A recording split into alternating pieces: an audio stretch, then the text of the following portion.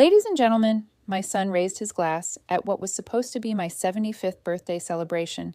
I have an announcement. Dad will be moving to assisted living next month. It's for the best. Forget to subscribe to the channel and comment where you're watching from. Laughter and chatter in the room froze to silence. Balloons tangled above me, candles flickered on the cake that still sat uncut, and I felt the weight of every eye on me. Not once had my son spoken to me about this decision. Not once had anyone asked what I wanted. At my own birthday party, my life had been decided for me, like I was no longer capable of having a voice. My hand stayed steady as I lifted my glass. "That's quite the announcement," I said slowly, watching him smirk at the gathered crowd. He thought he'd won. He thought he held all the power. What he and everyone else didn't know was that I had already been making plans of my own. When you turn 75, the days begin to stretch differently. They aren't necessarily slower, but they carry a weight in each moment, like a glass of water filled right to the brim. You carry it carefully, attentively.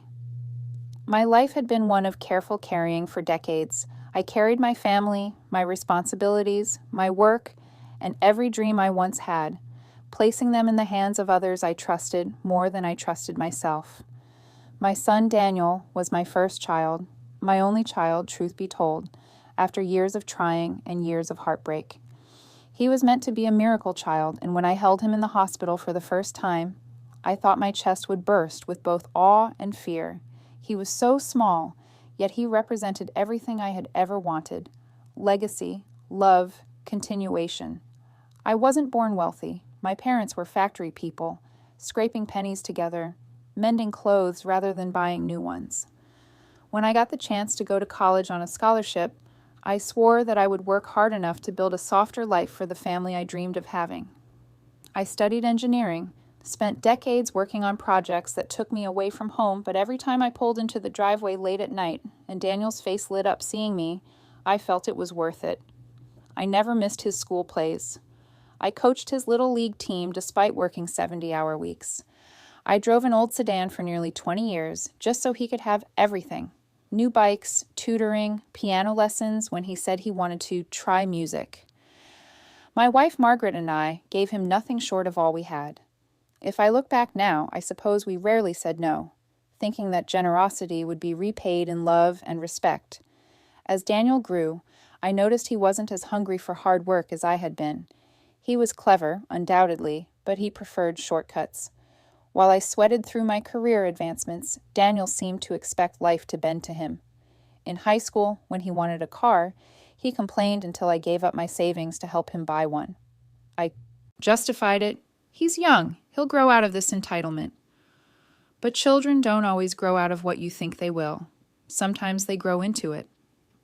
Margaret, God rest her soul, worried quietly. She was the gentle balance of my steadiness. She'd whisper, "Don't give him too much too soon. Love him, yes, but let him find his own footing." I heard her, but I couldn't deny my boy anything. Maybe, in a way, he was the child of my dreams, and I lived through him. Margaret passed 8 years ago, and I still hear her voice, echoing her warnings. When she died, it felt like one world ended, and another, colder one began. Daniel was my only tether left. After her funeral, he squeezed my shoulder and said, "Don't worry, Dad. I'll take care of you now." Those words at the time filled me with such gratitude. I thought, he's grown up. He's finally ready to be my support. I should have known promises are easier in grief when tongues speak faster than hearts can keep them. Over the years, Daniel visited often enough to keep me from suspicion, but there was always a rush about him. Phone out, eyes scanning, sentences clipped. He worked in real estate then, and later dabbled in ventures that, to me, seemed speculative. He always had that air of being half a step from something bigger, like a man ready to strike gold but never quite reaching it. The house, this house, was our anchor. Built in the 1960s, it wasn't enormous, but it had character. An old oak tree out front, wide porches where Margaret loved her morning tea, and the creaky staircase Daniel used to thunder down as a boy. I planted every bush, repainted every wall, fixed every leak over the years. And though Daniel called it dated, This house became my companion in old age. Every room still carries whispers of Margaret in it. I suppose I never thought of it as wealth. It was home. But Daniel, in the last few years, I noticed how his eyes lingered on the property more than on me. He'd run his hands across the banisters Margaret polished and say things like, "You know, Dad, if you sold this, you could live easy in a condo downtown." Or, "This lot's worth a fortune now, you realize?" At first I brushed it off.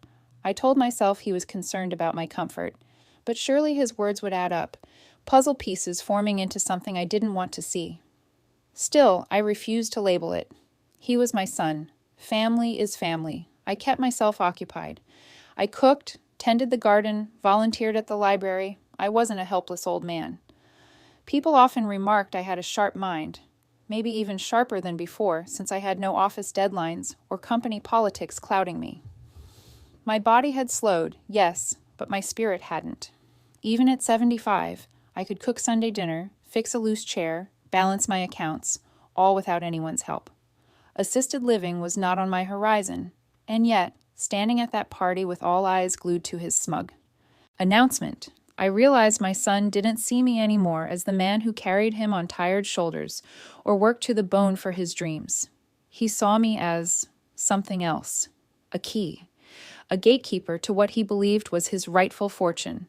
That's the part of betrayal that sinks deepest, not the act itself, but the realization that somewhere, slowly, over years you trusted, someone rewrote their idea of you.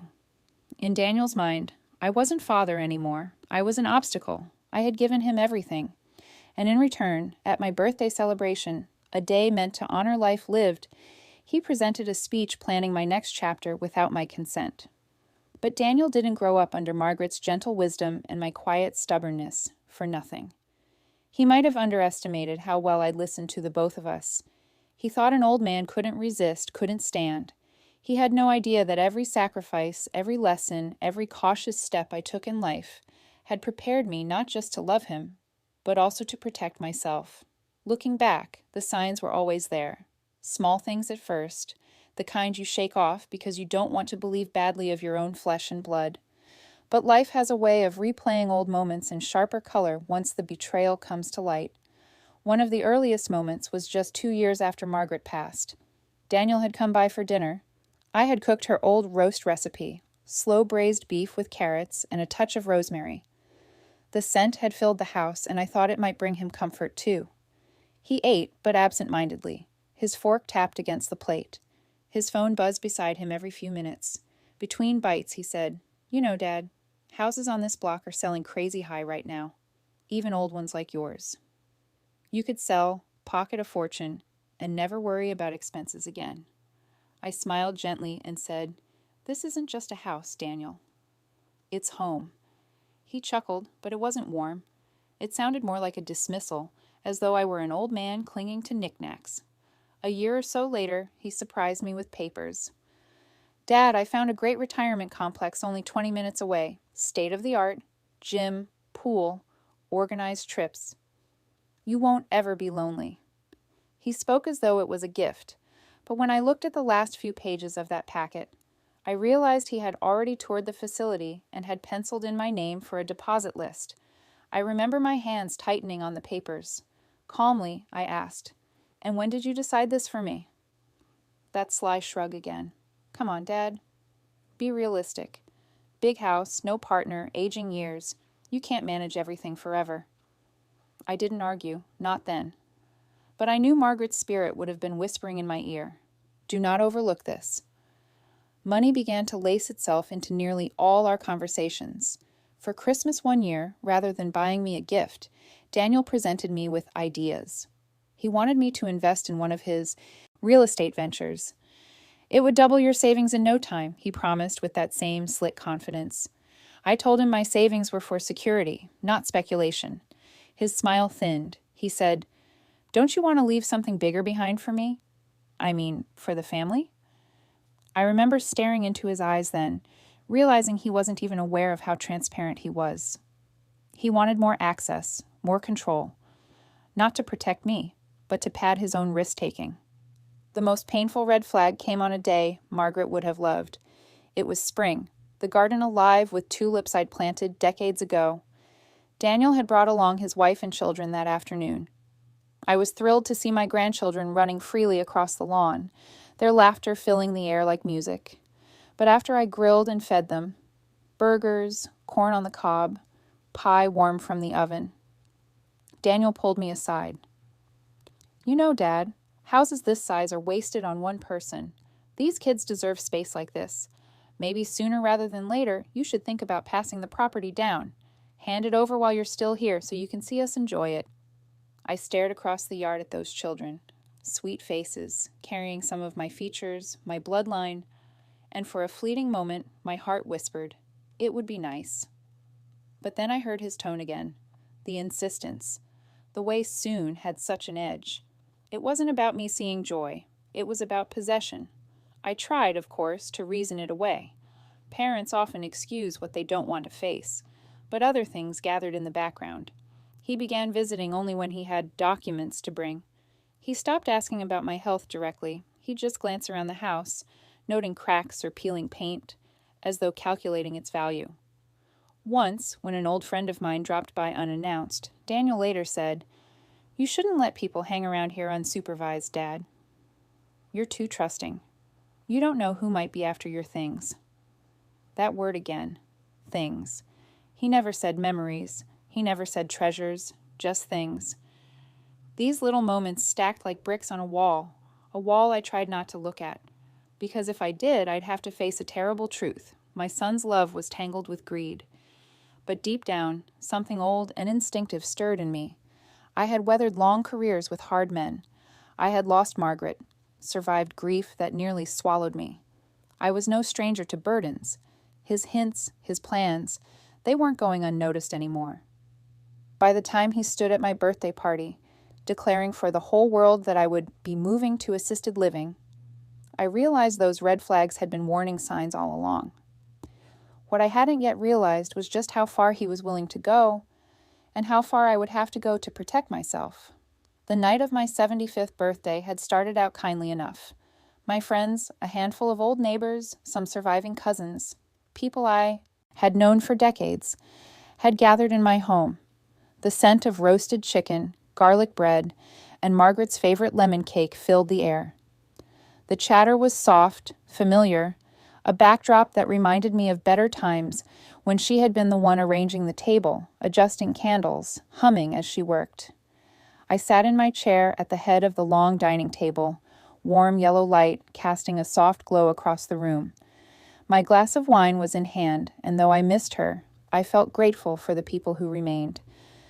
Then Daniel tapped his glass with such practiced authority that the chatter slowed and then stopped altogether. He stood tall, his suit a touch too expensive for the life he truly lived, his eyes darting to make sure everyone was watching. He enjoyed the spotlight just a bit too much. "Ladies and gentlemen," he began with the grand tone of someone about to unveil a great surprise, "thank you for being here tonight. We're gathered to celebrate Dad's 75 years, a remarkable man, a remarkable life."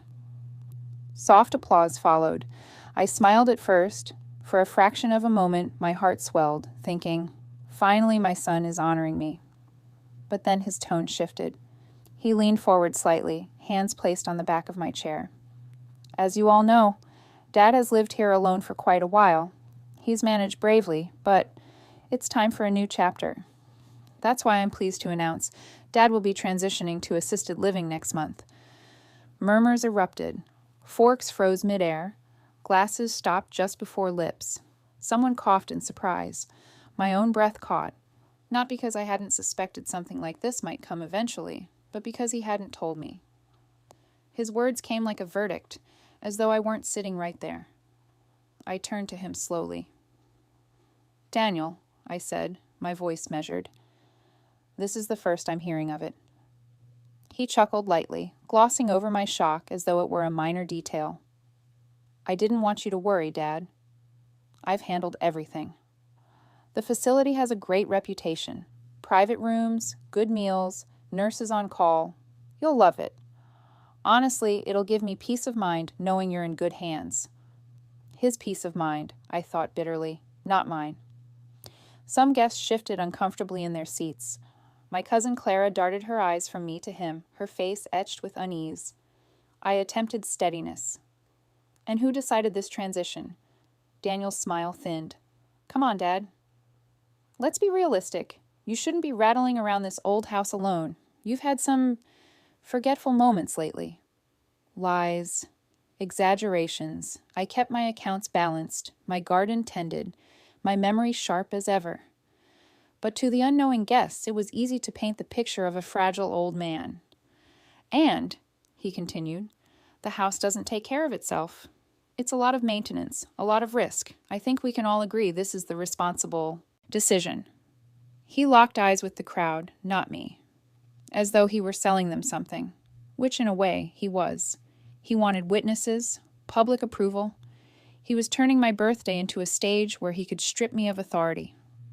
Someone spoke up, a neighbor named Harold. But Daniel, surely your father should choose for himself. Daniel's face tightened, but he forced a smile. Of course he could, Harold.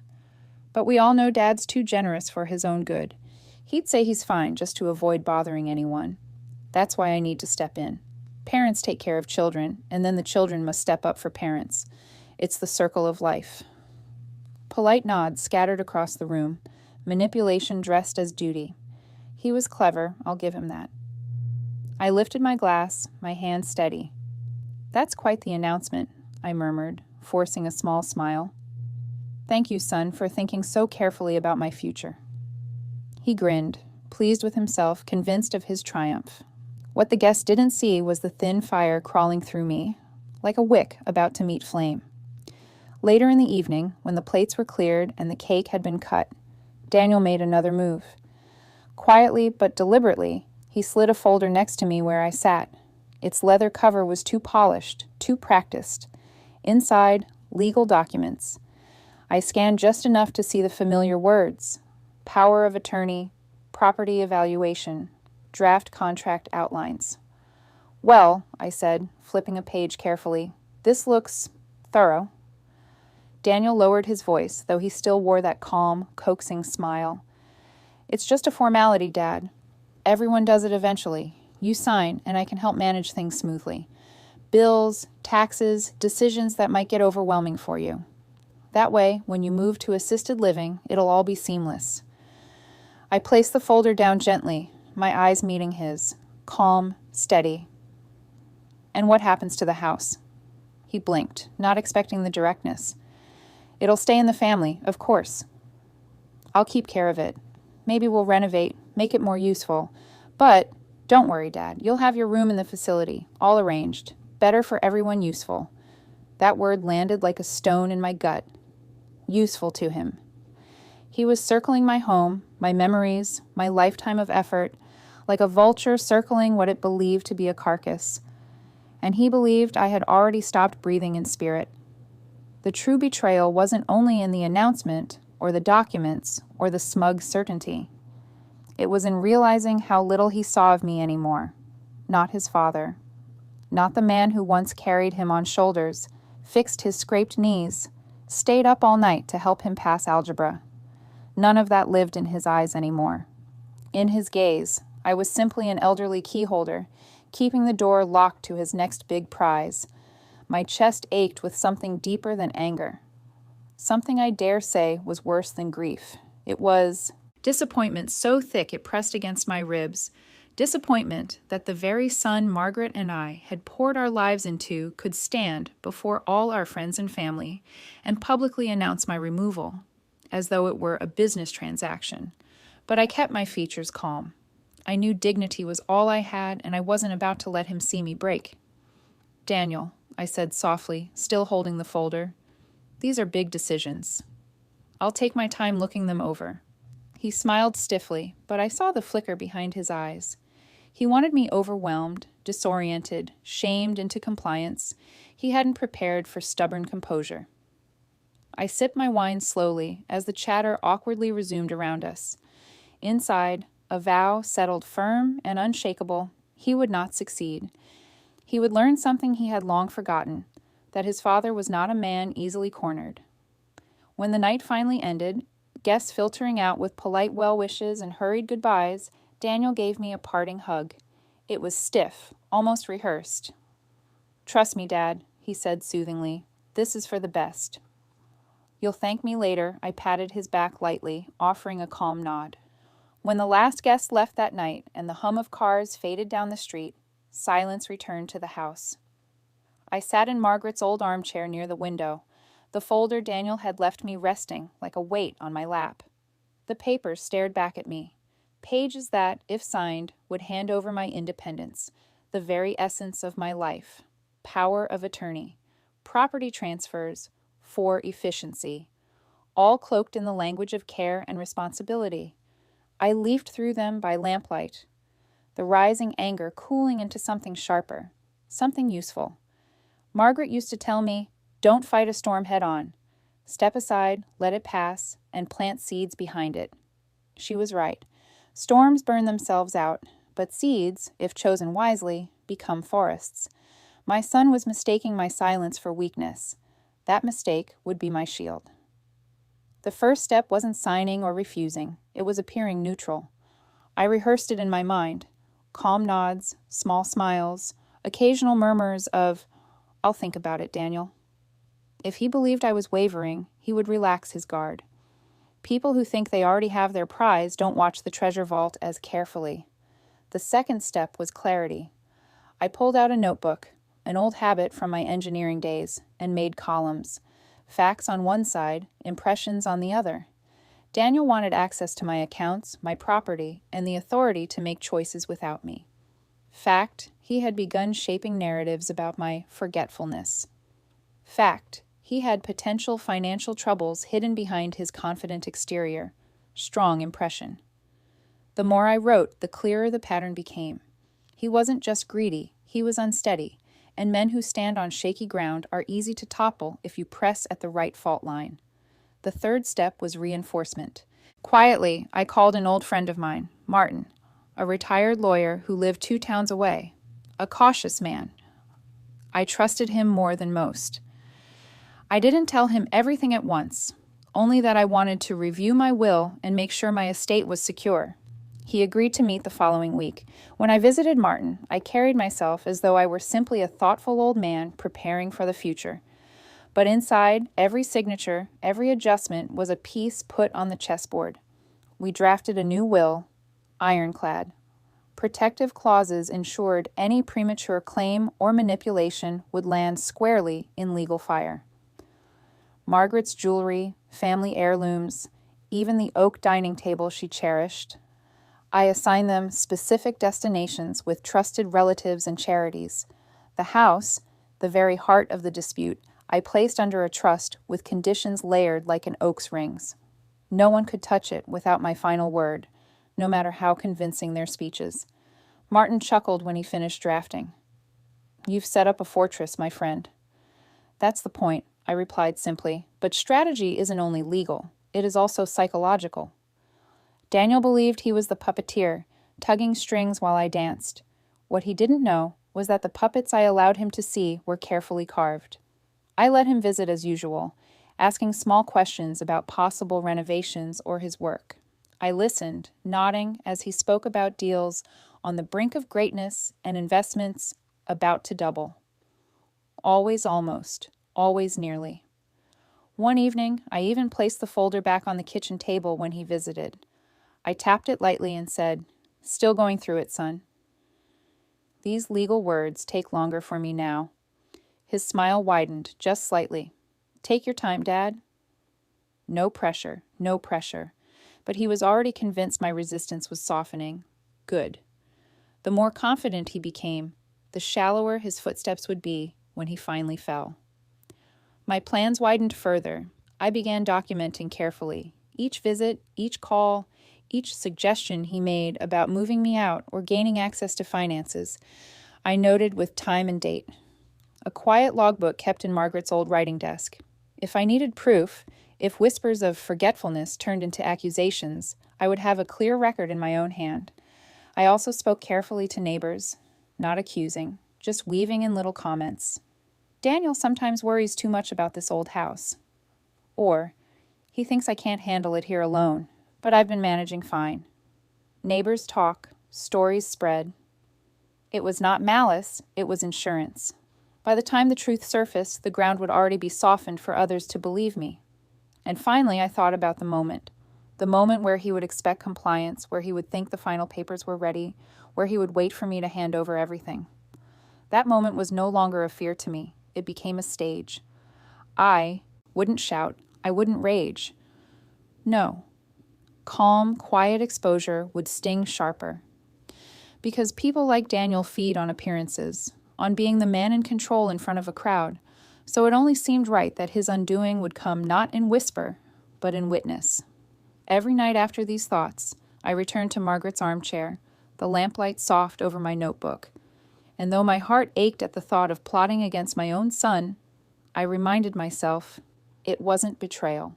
It was protection. It was dignity. He had written me out of my own story that night at my birthday. Now, piece by piece, I was taking the pen back. Revenge, I discovered, isn't fire and fury. It's patience. It's a chess match played with whispers, observations, and small measured moves until the other player finds himself cornered, staring at a checkmate he never saw coming. Daniel saw me as a relic, burdened by age. That was his first mistake. His second mistake was assuming that because I stayed quiet, I was blind. In truth, I was watching, listening, preparing. A week after my birthday, Daniel called. His voice was bright, cheerful, as though nothing unusual had happened. "So, Dad, did you look through that paperwork?" "I did," I told him calmly. "Some of it makes sense, though I'll admit it's a bit overwhelming." "That's what I'm here for," he replied smoothly. "Why don't I swing by Saturday with the final drafts?" "We can make it official. Saturday works," I said, hiding the smile behind my tone. That Friday evening, I called Martin, the lawyer friend, and gave him the details. He listened patiently before saying, "If he's pressing you for signatures, don't refuse outright. Let him think you're considering it. I'll get some colleagues and a notary lined up for Monday. In the meantime, you make sure he shows all of his intentions." Perfect. That was exactly what I wanted. His greed revealed, his confidence unchecked. The bait Saturday arrived quiet and cloudy. Daniel arrived dressed to impress again, folder under his arm, cologne sharp enough to sting the air. He greeted me with a hug, false warmth, and laid the papers on the table. "Dad, I know all of this seems heavy, but it's really simple. We'll just cover power of attorney, a transfer plan for the house, and a small adjustment to your accounts. In exchange, you get peace of mind. Nothing to worry about." I opened the folder, nodding slowly. Pages with legalese stared back at me, complex enough to discourage questions, simple enough that a tired man might sign just to be done with it. He had even included little tabs, marking where my signature should go. I tapped the first marked spot with my finger. "So all I need to do is sign here, and you'll handle everything?" His smile broadened. "That's right. You won't have to lift a finger again, Dad. Not with bills, not with taxes, not with the house. I've got it all. Covered." I leaned back in the chair, thoughtfully. Make him speak. Make him say what he wants out loud, I reminded myself.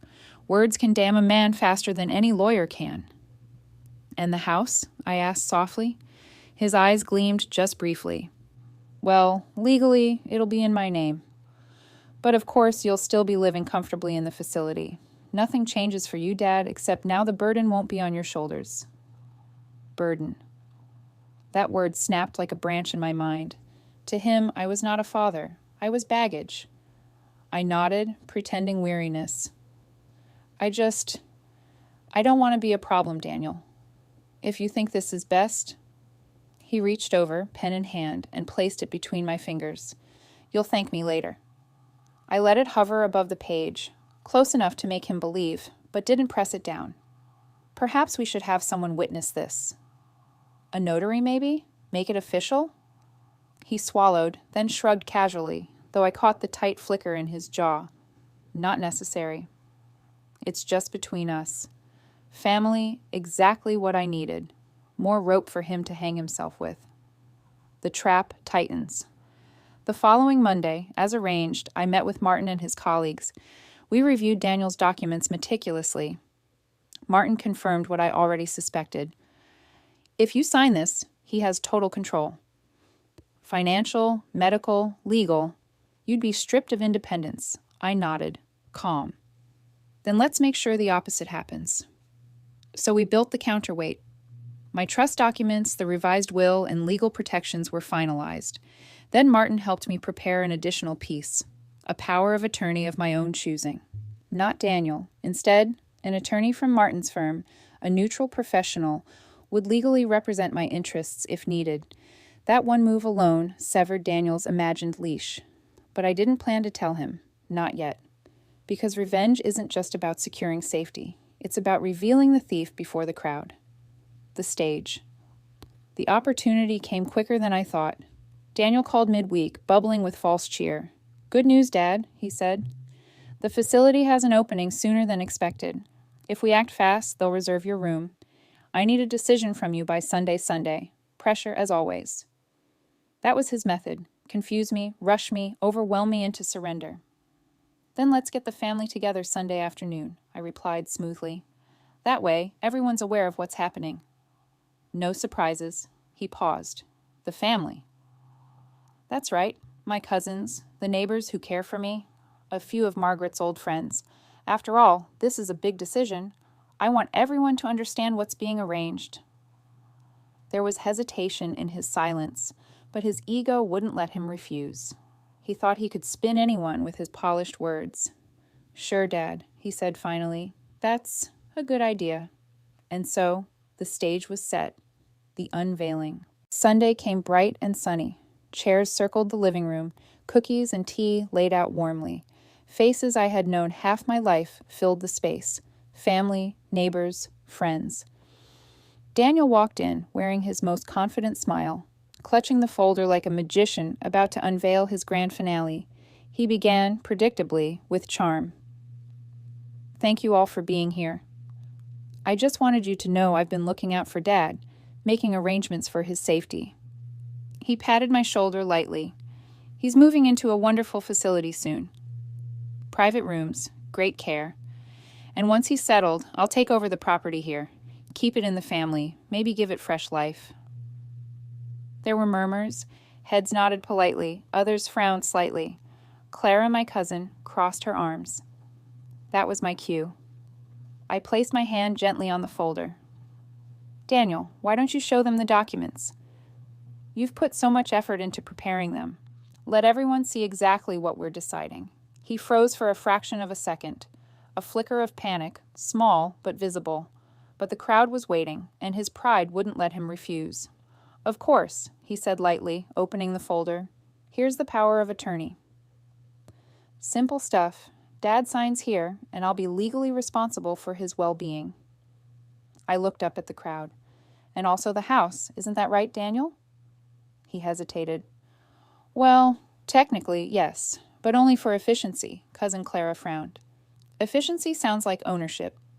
A neighbor added, "And he hasn't asked you, has he, Henry?" "He's making the decision for you." Voices murmured in agreement. Pressure shifted. The proud son began to squirm. At that moment, Martin entered the room, briefcase in hand. "Apologies for being late," he said warmly, as though he were any old friend dropping by. "Henry asked me to bring the finalized documents we prepared last week." Daniel's face drained of color. "Finalized what?" Martin laid the folder on the table. "New will. Estate trust. Power of attorney assigned to my firm. Everything's updated and secure. Ironclad against manipulation or premature transfers." Gasps moved through the room. Chairs shifted. Every eye turned to Daniel. I leaned forward, voice steady but firm. "You see, Daniel, I may be 75, but I know what I'm doing. And I know when someone's trying to speak for me when I haven't spoken for myself. Family should protect, not plunder." "You forgot that," he stammered.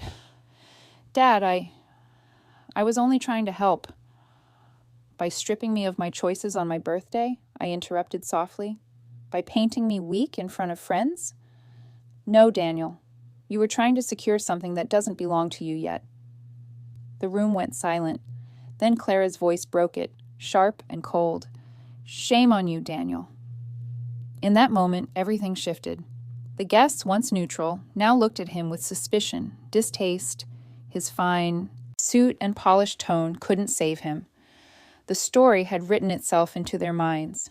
Greedy son, cunning but sloppy, outmaneuvered by the man he thought too frail to resist. I closed Margaret's leather notebook slowly and set it on the table as though sealing the chapter. "From this day forward," I said clearly, "all of my affairs are secure. And everyone here knows why. If there are future attempts to undermine me, I'll have witnesses who remember this day." Daniel's lips parted. His defenses collapsed. He muttered something about me being ungrateful, then left in a huff, his folder under his arm, but no treasure within it. I watched him go, sadness in my heart, but also relief, because revenge had turned out to be more than punishment. It was protection.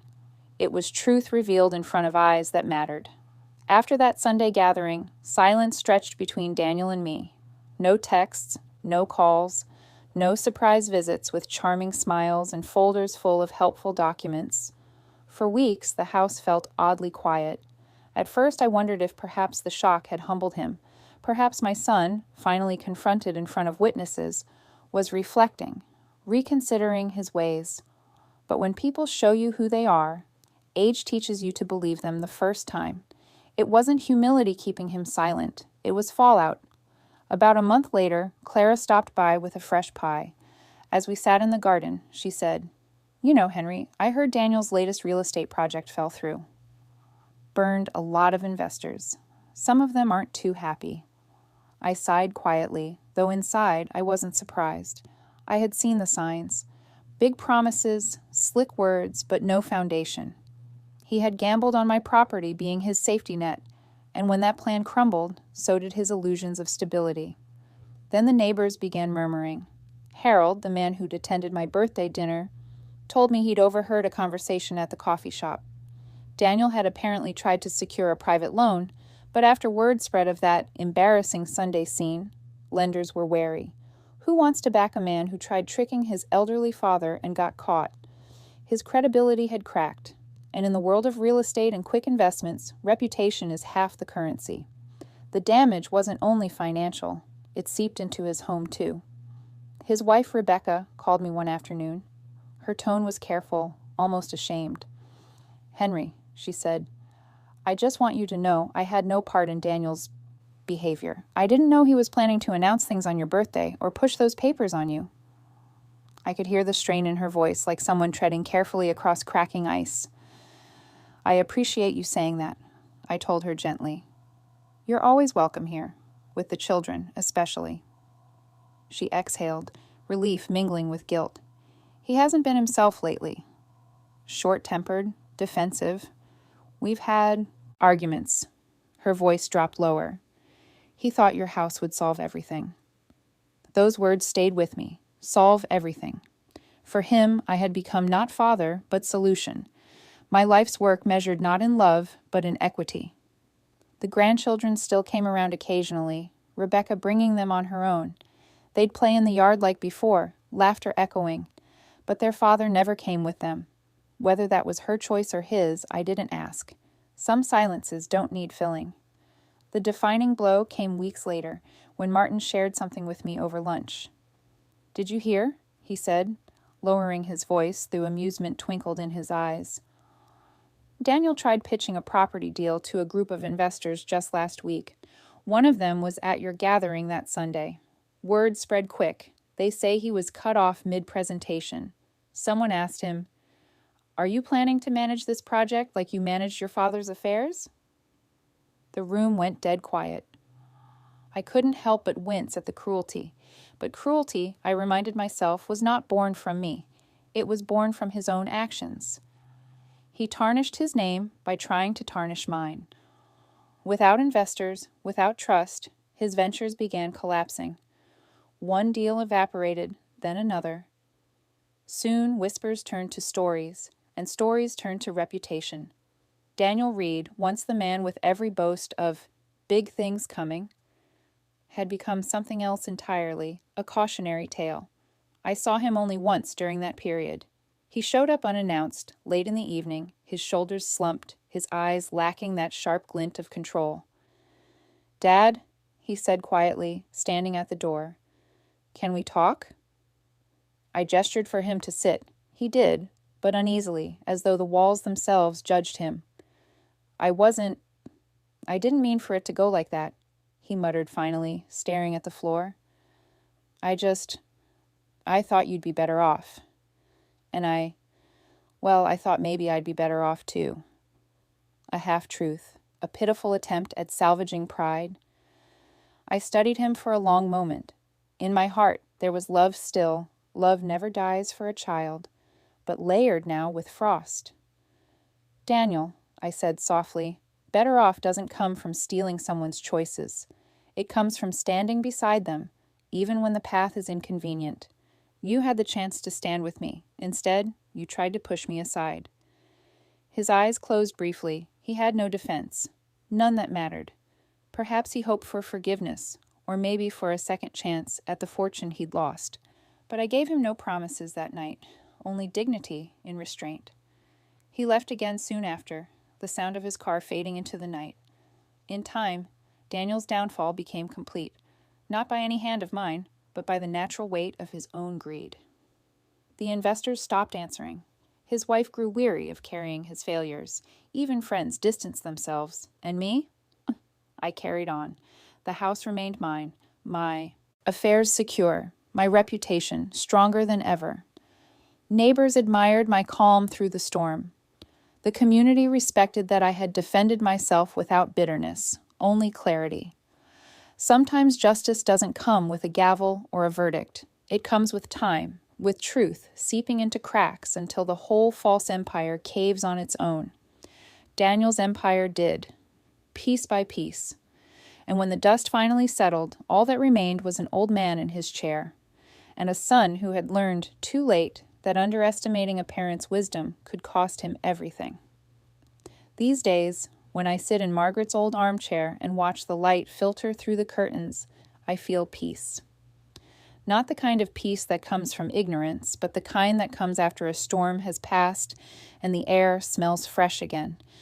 My life hasn't been easy, but I've carried it with pride. I built everything I have with my own hands, with honesty, grit, and sacrifice. And though my son forgot what those sacrifices meant, I didn't. They live in the very walls of this house, in the garden where tulips push through each spring, in the memories woven like threads in the wood and brick. That birthday party was meant to be a celebration of years well lived, but instead it revealed the truth. Sometimes, even those closest to us can wound the deepest, not with cruelty shouted in anger, but with decisions made in arrogance. Yet in the silence that followed, I realized something important. Age does not strip us of our worth. Silence does not mean weakness. Dignity is not naivety.